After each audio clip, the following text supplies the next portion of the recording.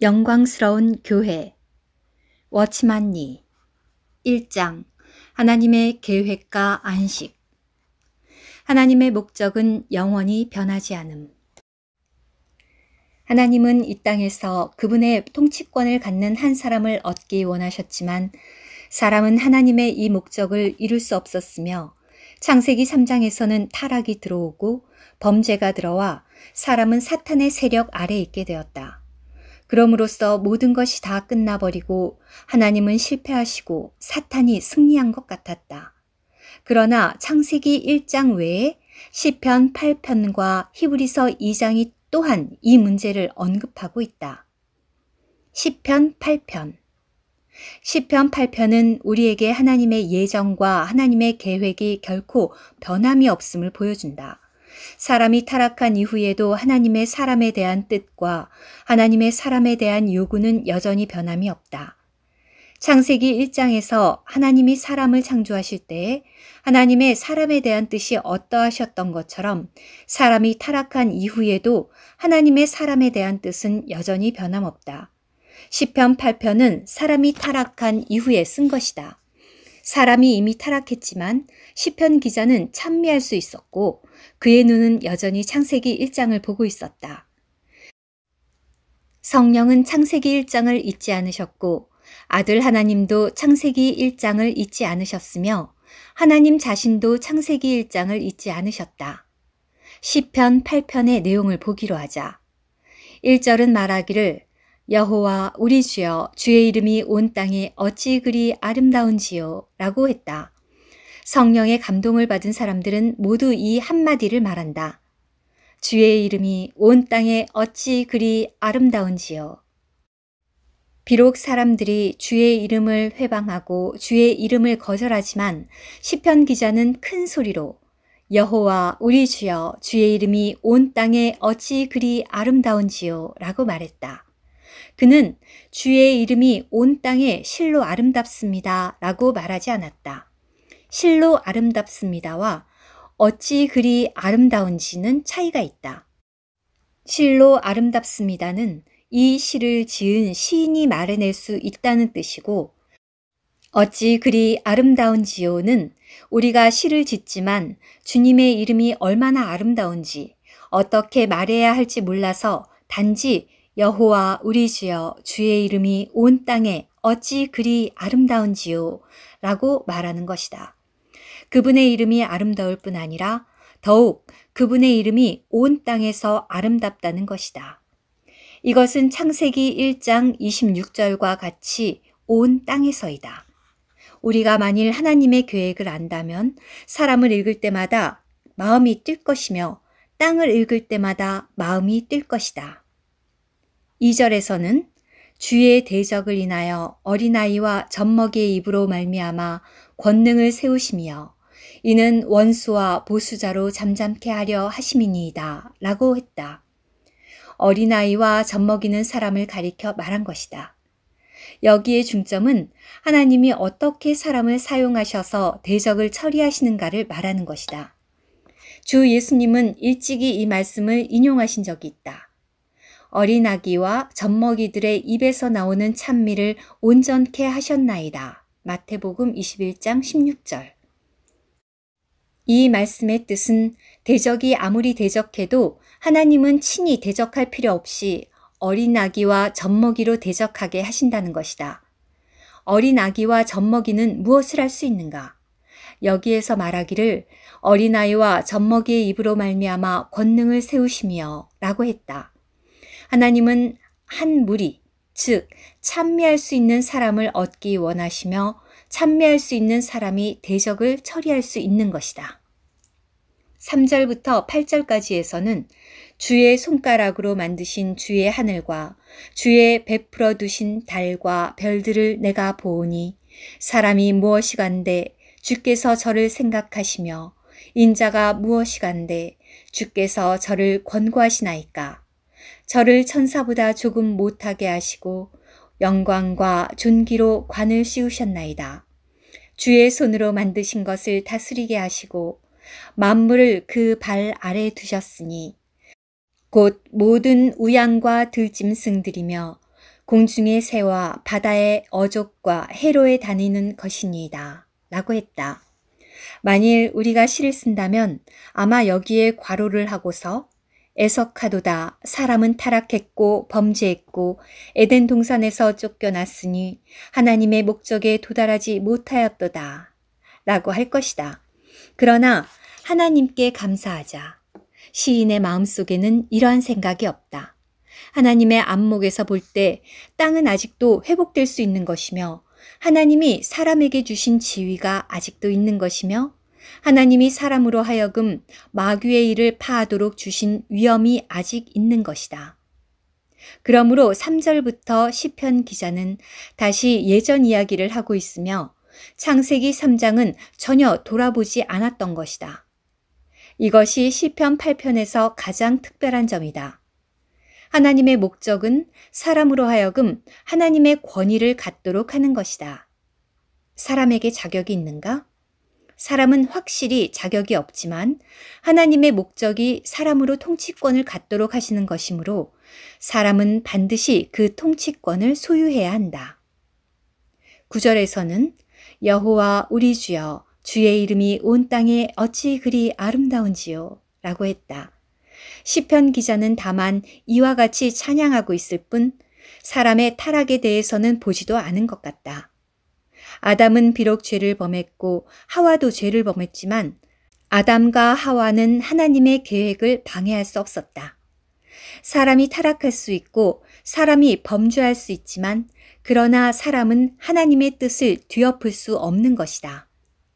사람이 타락한 이후에도 하나님의 사람에 대한 정하심은 여전하며 사람으로 하여금 권위를 갖고서 사탄의 권세를 전복하게 하는 것이다. 아, 하나님은 영원히 변함없으시다.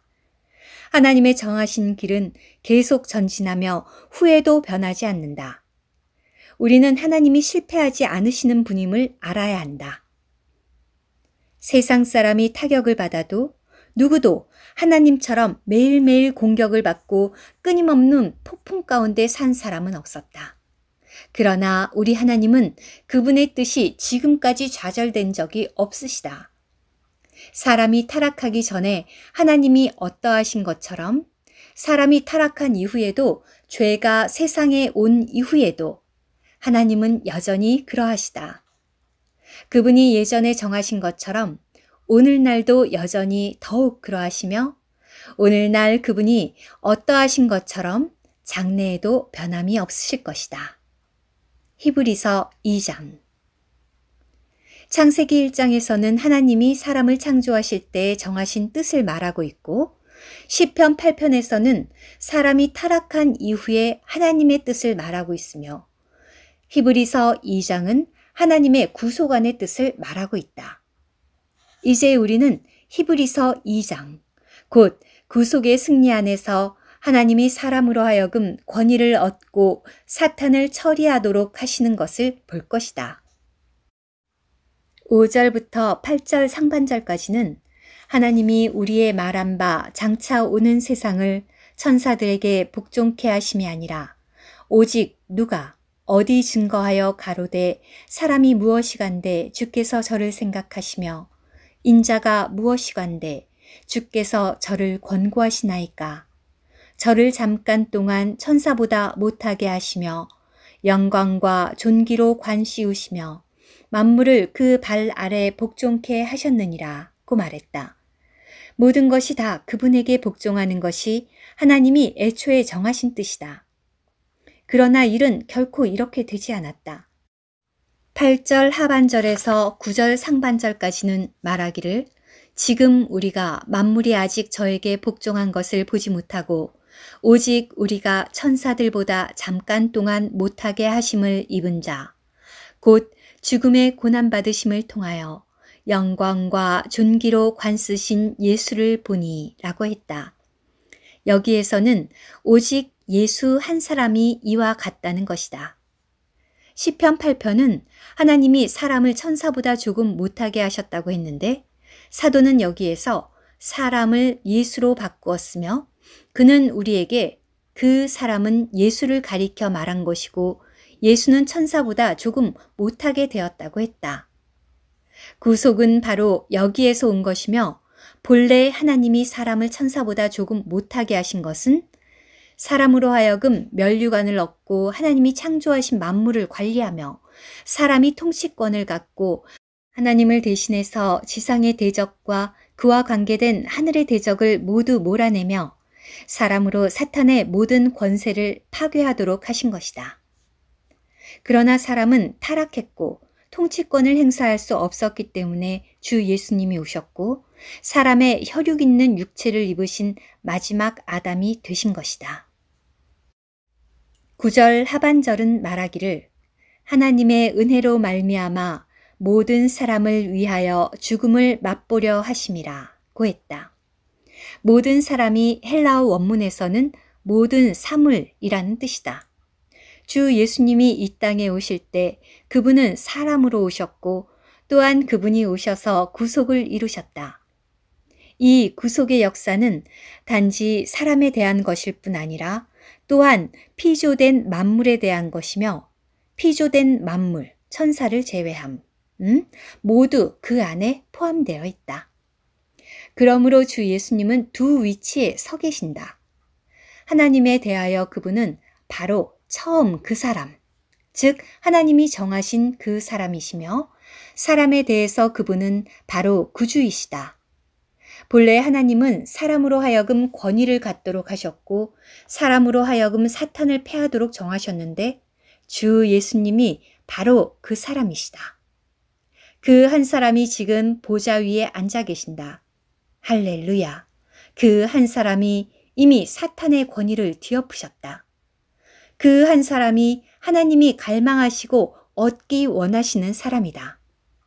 또 한 면에서는 그 사람이 우리와 관계를 맺으신 사람이다. 그 사람이 바로 우리의 구주이시며 그분은 우리를 대신해서 죄의 문제를 처리하셨다. 우리의 범죄와 우리의 타락으로 인해서 하나님은 그분을 화목제물로 세우셨다. 그분은 다만 우리를 위해서 화목제물이 되셨을 뿐 아니라 더욱 이 모든 피조물을 위해서 심판을 받으셨는데 이것은 바로 성소의 휘장이 둘로 나누어짐으로써 증명되었다. 히브리서 10장에 의하면 성소 안에 있던 휘장은 주 예수님의 육신의 상징이었고 그 위에는 피조물을 의미하는 그룹의 형상이 수놓아져 있었다. 그날 주님이 죽으실 때에 휘장이 위에서부터 아래로 둘로 나뉘어졌고 당연히 휘장 위에 수놓아진 그룹도 나뉘어졌다. 그러므로 주님이 죽으실 때 피조물도 심판을 받은 것이다. 그분은 모든 사람을 위해서 죽음을 맛보았을 뿐 아니라 또한 모든 사물을 위해서도 죽음을 맛보셨다. 히브리서 2장 10절에서는 만물이 인하고 만물이 말미암은 자에게는 많은 아들을 이끌어 영광에 들어가게 하시는 일에 저희 구원의 주를 고난으로 말미암아 온전케 하심이 합당하도다 라고 했다. 만물이 그분에게 속하고 또한 그분으로 말미암으며 만물이 그분에게로 돌아가고 또한 그분에게서 나온다. 만물이 그분에게 속함은 바로 그분에게 돌아가며 그분으로 말미암음은 바로 그분에게서 나오는 것이다. 하나님께 감사하자. 하나님의 창조의 목적은 결코 변하지 않았다. 창조하실 때 하나님의 정하심이 어떠하신 것처럼 타락한 이후에도 하나님의 정하심은 어떠하시다. 구속 안에서도 하나님의 정하심은 여전히 그러하시다. 하나님은 사람의 타락으로 인해 그분의 계획을 바꾸거나 하지 않으셨다. 하나님께 감사하자. 그분은 수많은 아들들을 이끌어서 영광으로 들어가게 하시고 또한 많은 아들들로 하여금 영광을 얻게 하시며 얻으신 한 무리의 세 사람을 그분의 아들과 같게 하신다. 주 예수님은 대표적인 한 사람으로서 그분 한 사람이 어떠하신 것처럼 나머지 사람도 반드시 그러하며 모두 그분과 마찬가지로 영광 안에 들어가는 것이다. 이 일은 어떻게 이루어지는가? 11절에서는 거룩하게 하시는 자와 거룩하게 함을 입은 자들이 다 하나에서 난지라고 말한다. 하나님을 거룩하게 하시는 자는 누구인가? 바로 예수님이시다. 거룩함을 입은 자들은 누구인가? 바로 우리이다. 그러므로 우리는 이 말씀을 거룩하게 하시는 분과 거룩하게 함을 입은 우리들이 다 하나에서 난지라로 읽어야 한다. 주 예수님과 우리는 모두 한 분 아버지로부터 나왔고 모두 한 근원에서 나왔으며 모두 같은 생명을 갖고 있고 모두 그 안에 한 성령이 살고 계시며 한 분 하나님이 주와 우리의 아버지가 되신 것이다. 그러므로 그분은 그들을 형제라 부르시고 여기에서 그분은 주 예수님을 가리켜 말한 것이고 그들은 우리를 가리켜 말한 것이다. 그러므로 형제라 부르시기를 부끄러워 아니하시고 그분이 아버지로부터 나왔기 때문에 우리는 아버지로부터 나온 것이다. 우리는 하나님의 아들들이며 그 결과는 바로 하나님에 의해서 영광 안으로 들어가는 것이다. 구속은 하나님의 목적을 바꾸지 않았으며 오히려 창조 안에서 이루지 못한 목적을 이룬다. 하나님은 원래 사람으로 하여금 마땅히 통치권을 갖고 땅을 다스리도록 정하셨지만 애석하게도 사람은 타락해버렸다. 그러나 결코 첫사람이 끝났기 때문에 모든 것이 끝나버린 것은 아니었다. 하나님은 첫사람 아담에게서 얻으실 수 없었던 것을 둘째 사람 그리스도에게서 얻으실 것이다. 하나님의 정하심은 사람이 통치권을 차지함으로 이 땅을 회복하시려는 것이다. 하나님은 피조물인 사람이 또 다른 피조물인 사탄을 처리하도록 정하셨다. 그러므로 주 예수님이 베들레헴에서 태어나셨다. 주 예수님은 사람이 되시기 위해 이 땅에 오셨다. 그분은 분명한 목적을 가지고 사람이 되셨으며 참 사람이 되셨다. 우리는 첫사람이 하나님의 목적을 이루지 못하고 이미 타락하고 범죄하였음을 보았다. 그는 땅을 회복하지 못했을 뿐 아니라 더욱 이미 사탄에게 포로가 되었다. 그는 하나님의 통치권을 잃어버렸을 뿐 아니라 더욱 사탄의 권세 아래 떨어진 것이다. 창세기 2장에서는 사람이 흙으로 지어졌다고 말하고 3장에서는 흙이 뱀의 식물이 되었다고 말한다. 환원하면 사람이 곧 사탄의 식물이 된 것이다. 사람은 이미 사탄을 처리할 수 없게 되었고 이미 끝났다. 이것은 어찌 된 것인가? 설마 하나님의 영원한 뜻이 이루어질 수 없단 말인가? 설마 하나님이 그분이 얻으시려고 한 바를 얻으실 수 없다는 말인가? 설마 하나님이 이 땅을 회복하실 수 없다는 말인가? 아니다. 그분은 그분의 아들을 이 땅에 사람으로 보내셨다. 주 예수님은 참 하나님이시며 동시에 그분은 참 사람이셨다. 온 세상 가운데 한 사람만이 하나님을 선택했고 그 한 사람만이 세상의 임금은 나와 아무 상관이 없다고 말씀하셨다. 이것은 주 예수님 안에서는 이 세상 임금에 속한 것을 조금도 찾을 수 없다는 말이다. 우리는 주의해야 한다. 주 예수님이 이 땅에 오신 것은 결코 하나님으로서 오신 것이 아니라 사람으로서 오신 것이다. 하나님이 필요로 하시는 바는 바로 사람이다. 만일 하나님이 친히 오셔서 사탄을 처리하신다면 사탄은 매우 신속히 처리될 것이고 단번에 처리될 것이다. 그러나 하나님은 친히 하시지 않고 사람으로 사탄을 처리하고 피조물로 피조물을 처리하도록 하신다. 주 예수님은 사람으로 오셨으며 그분이 당한 시험은 뭇사람과 똑같고 그분이 체험한 인생도 뭇사람들과 똑같았던 것이다. 오늘날 이 사람은 이미 하늘 위로 올라가셨고 이 사람은 이미 하나님의 우편에 앉으셨으며 이 사람은 이미 영광을 받으셨다. 히브리서 2장에서 말한 바와 같이 그분은 하나님으로서 영광을 얻고자 오신 것이 아니라 사람으로서 영광을 얻고자 내려오셨다. 이것은 그분이 하나님의 영광을 소유하지 못하셨다는 뜻이 아니다. 다만 히브리서 2장에서는 그분이 하나님으로서 영광을 취하신 것을 언급하지 않았다는 것이다. 천사보다 조금 못하게 되신 예수님이 죽음의 고난을 받으심으로 인하여 영광과 존귀로 관쓰셨다. 주님은 사람의 모양으로 승천하셨다. 오늘날 이 한 사람이 이미 그 단계에 이르렀으며 장래에 수많은 사람이 또한 그곳에 이를 것이다. 오늘날 한 분이 이미 보좌에 앉아 계시며 어느 날 수많은 사람이 보좌에 앉을 것이다. 이것은 반드시 이루어질 것이다. 주 예수님이 부활하실 때 그분은 그분의 생명을 우리에게 나누어 주셨다. 우리는 그분을 믿을 때 그분의 생명을 얻는다. 우리는 모두 하나님의 아들들이 되고 그분께 속하게 된다. 이 생명이 우리 안에 있기 때문에 우리는 사람으로서 하나님의 목적을 이루도록 하나님의 위임을 받을 수 있다. 그러므로 성경은 그분이 많은 아들들을 영광 안으로 이끄실 것이라고 말한다. 권위를 차지하는 것이 바로 영광이고 영광이 바로 권위를 차지하는 것이다. 많은 아들들이 권위를 얻고 땅을 회복할 때 그들은 승리를 기뻐하며 영광 안으로 이끌려질 것이다. 그러므로 우리는 하나님의 목적이 단지 우리를 지옥에서 구원하여 복락을 누리도록 천당에 들어가게 하는 것이라고 생각해서는 안 된다.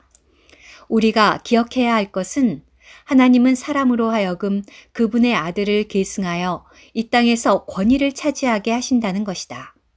하나님은 이 일을 성취하기를 원하시지만 친히 하기를 원하시지 않고 우리로 하여금 하게 하신다. 우리가 그것을 성취하면 하나님께서는 그분의 목적을 달성하시는 것이다. 하나님은 이 땅에서 그분이 통치권을 얻으시도록 할 수 있는 한 무리 사람을 얻기 원하신다. 구속과 창조의 관계. 우리는 구속과 창조의 관계를 주의해야 한다. 우리는 성경 전체에 구속 외에 다른 어떤 것이 없다고 생각해서는 안 된다. 하나님께 감사하자. 구속 외에 또한 창조가 있다. 하나님의 갈망은 하나님의 창조 가운데 나타났다. 하나님의 목적, 하나님의 계획, 하나님의 예정하신 뜻은 모두 하나님의 창조 가운데 표현되어 있다. 하나님은 창조로서 하나님의 영원하신 뜻을 나타내셨고 창조로서 하나님이 무엇을 원하시는지를 표현하신 것이다. 구속의 지위는 창조보다 더 높을 수 없다. 무엇을 구속이라고 하는가? 구속은 하나님이 창조를 통해 얻지 못하신 것을 회복하는 것이다. 구속은 새로운 것을 우리에게 주는 것이 아니라 전에 우리의 소유였던 것을 회복하는 것이다. 하나님은 구속을 통해서 창조의 목적을 이루신다. 구속은 회복시키고 되돌린다는 의미지만 창조는 결정하고 시작한다는 의미이다. 구속은 하나님의 창조의 목적이 이루어지게 하기 위해 뒤에 생긴 것이다. 하나님의 자녀들이 구속을 모든 것으로 여겨 창조를 소홀히 하지 않기를 바란다. 구속은 우리와 관계된 것으로서 우리를 구원하여 영생에 이르게 함으로써 우리에게 유익을 가져다 준다. 반면에 창조는 하나님과 관계를 맺고 있으며 하나님의 일과 관계를 맺고 있다. 우리와 구속의 관계는 사람의 이익을 위한 것이지만 우리와 창조의 관계는 하나님의 경륜을 위한 것이다. 하나님이 이 땅에서 하나의 새로운 일을 행하시어 사람으로 하여금 복음을 주의하게 할 뿐 아니라 더욱 하나님의 일, 하나님의 사정, 하나님의 영원한 계획을 주목할 수 있게 하시기를 원한다. 사실상 우리가 복음을 전하는 목적은 이 땅을 하나님께 되돌려 드리는 것이다. 우리는 반드시 그리스도가 이루신 사탄의 왕국에 대한 승리를 나타내야 한다. 우리가 그리스도인이 아니라면 상관없지만 만일 그리스도인이 되기를 원한다면 한면으로 구속의 유익을 얻을 뿐 아니라 또한 한면으로 하나님의 창조의 목적을 이루어야 한다. 만일 구속을 얻지 못한다면 영원히 하나님과 관계를 가질 수 없을 것이다. 그러나 구속을 받았다면 하나님이 원래 사람을 지으신 목적에 도달하기 위해 자신을 하나님께 드려야 한다. 만일 우리의 주의해야 하는 바가 단지 복음이라면 이것은 절반에 이른 것에 지나지 않는다. 하나님이 원하시는 또 하나의 절반이 있다. 그것은 사람이 하나님을 위해서 통치권을 갖는 것이고 사람이 이 땅에서 통치권을 회복하여 더 이상 사탄으로 이 땅에서 살아있지 못하게 하는 것이다. 이 한 면은 교회가 마땅히 소유해야 할 바이다.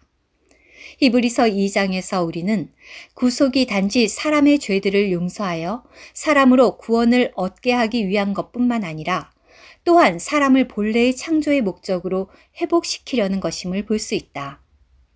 구속은 마치 두 산봉우리 사이의 골짜기와 같다. 누군가 이쪽에서 저쪽으로 올라가려 할 때 그는 그 산골짜기의 가장 낮은 곳에서 구속을 접하게 된다. 구속은 사람을 더 이상 타락하지 못하게 하고 사람을 끌어올리는 것이다. 한면으로 하나님의 뜻은 영원하며 지속적이고 조금도 요동할 수 없는 것이며 창조의 목적은 반드시 이루어져야 하는 것이지만 또 한면으로 하나의 문제가 발생되었다. 즉, 사람이 타락했고 사람이 하나님을 떠났고 사람이 하나님의 영원한 뜻에서 더욱더 멀어진 것이다. 하나님의 뜻은 영원 과거에서부터 영원 미래까지 일직선상에 있었다. 그러나 사람이 타락했으므로 이 노선을 따라갈 수 없게 되었다. 하나님께 감사하자. 여기에 구속이라는 구원의 방법이 있다.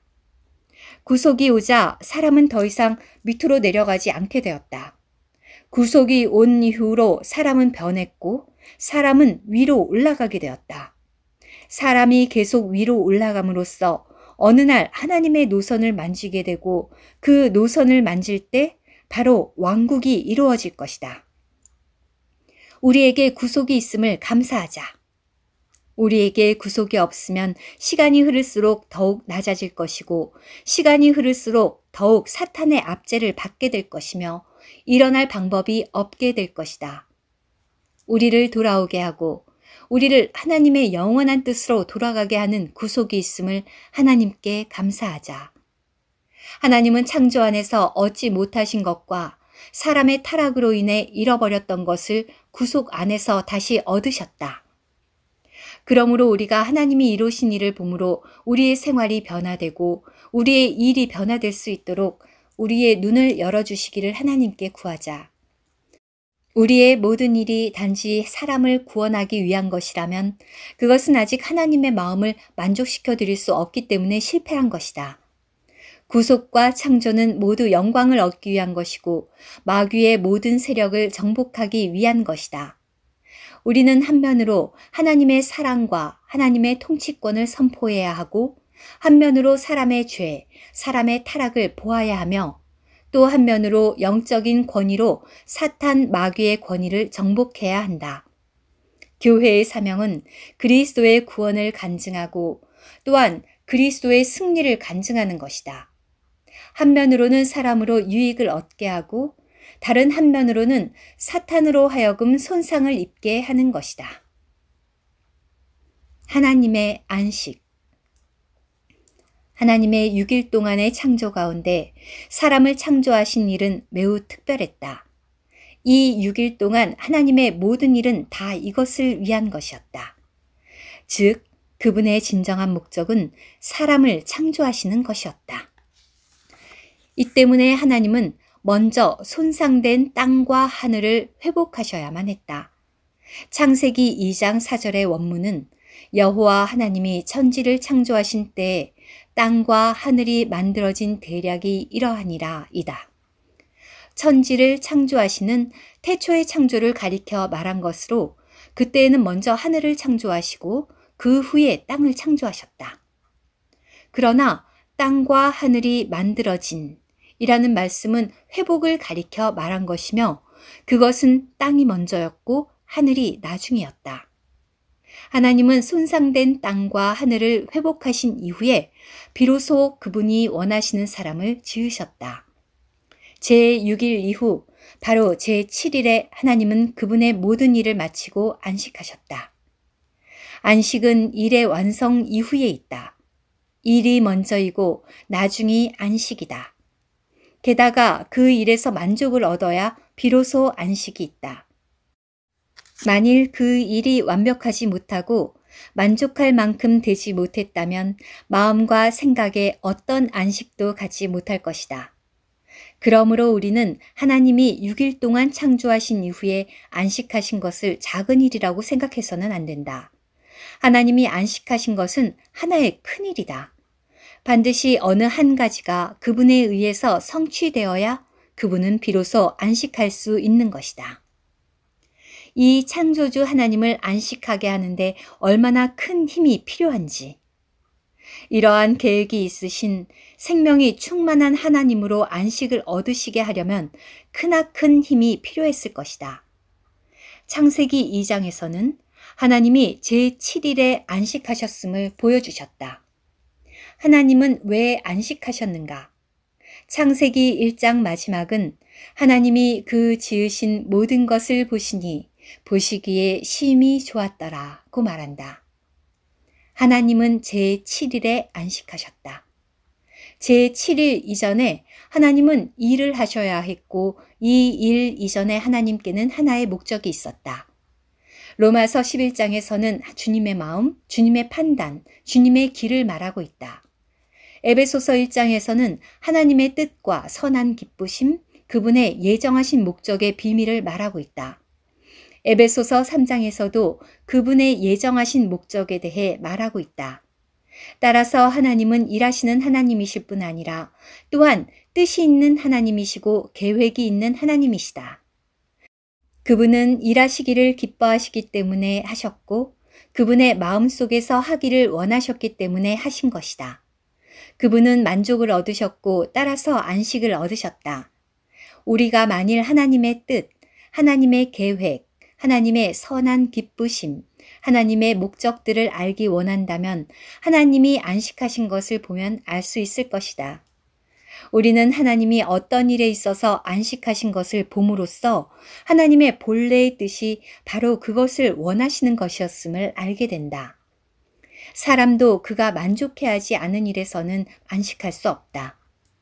사람은 필히 그가 원하는 것을 얻어야 비로소 안식할 수 있는 것이다. 우리는 안식을 소홀히 여길 수 없는데 왜냐하면 그 의미가 매우 크기 때문이다. 하나님은 6일 동안 안식하지 못하셨고 제7일에야 비로소 안식하셨다. 이 안식이 계시하고 있는 바는 하나님이 그분의 마음의 갈망을 성취하셨고 그분을 기쁘게 하는 어떤 일을 하셨다는 것이다. 그러므로 그분은 안식할 수 있었다. 우리는 창세기 1장 31절에 보시니 라는 단어를 주의해야 한다. 어떤 의미인가? 예를 들어 우리가 어느 물건을 하나 사와서 매우 마음에 들어서 계속 그것을 이리저리 살펴보는 것을 보니라고 한다. 하나님은 그 지으신 모든 것이 심히 좋은 것을 단지 본 것이 아니라 살펴보셨다. 바꿔 말하면 안식하시니라는 하나님이 만족하셨음을 선포하는 것이고 하나님의 기쁨을 선포하는 것이며 하나님의 그분의 목적을 이미 이루셨음을 선포하는 것일 뿐 아니라 하나님의 선한 갈망이 이미 완성되었고 더 이상 하실 필요가 없으시며 이미 하나님의 일이 성취되었음을 선포하는 것이다. 그러므로 하나님은 이스라엘에게 세세토록 안식일을 지키라고 하셨다.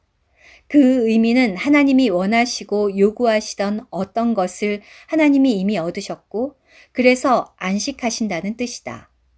안식일의 뜻은 사람들로 물건을 적게 사고 몇 걸음 덜 걷게 하는 데 있지 않다. 하나님의 갈망과 하나님의 요구가 어느 단계까지 이루어져야 비로소 하나님이 만족할 수 있는데 이제 그것을 하나님이 얻으셨고 따라서 하나님이 안식하셨다는 것이다.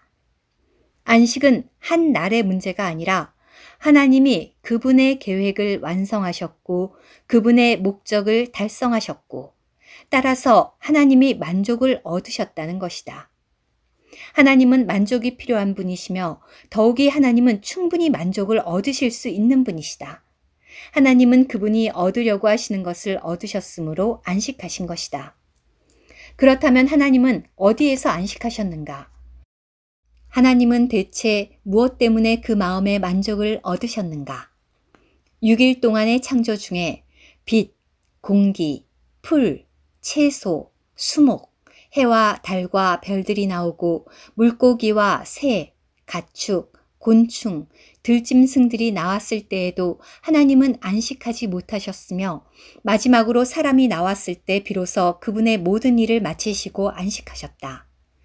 사람 이전의 창조는 모두 다 하나님의 예비하심에 불과한 것이었다. 하나님의 모든 갈망은 사람에게 있다. 하나님은 사람을 얻으셨을 때 만족하셨고 안식하셨다. 창세기 1장 27절 28절을 읽어보자. 하나님이 자기 형상, 곧 하나님의 형상대로 사람을 창조하시되 남자와 여자를 창조하시고 하나님이 그들에게 복을 주시며 그들에게 이르시되 생육하고 번성하여 땅에 충만하라. 땅을 정복하라. 바다의 고기와 공중의 새와 땅에 움직이는 모든 생물을 다스리라 하시니라. 1장 31절과 2장 3절은 하나님이 그 지으신 것을 보시니 보시기에 심히 좋았더라. 하나님이 일곱째 날을 복주사 거룩하게 하셨으니 이는 하나님이 그 창조하시며 만드시던 모든 일을 마치시고 이날에 안식하셨음이더라고 말한다. 하나님께는 하나의 목적이 있었으며 이 목적은 사람, 곧 통치권을 가진 사람을 얻어 이 땅을 다스리게 하는 것이었다. 이 일은 참으로 하나님의 마음을 만족해 할 수 있었다. 이 일을 하나님이 성취하셨고 모든 것이 다 좋았다. 제6일에 하나님의 목적이 이루어졌으며 하나님이 보시기에 심히 좋았다. 그래서 하나님은 일곱째 날이 이를 때 마치니 안식하셨다. 하나님의 정하심, 하나님의 갈망이 모두 이루어졌다. 그래서 하나님은 마치시고 안식하실 수 있었다. 하나님의 안식은 바로 통치권을 가진 사람을 얻는 데 있다.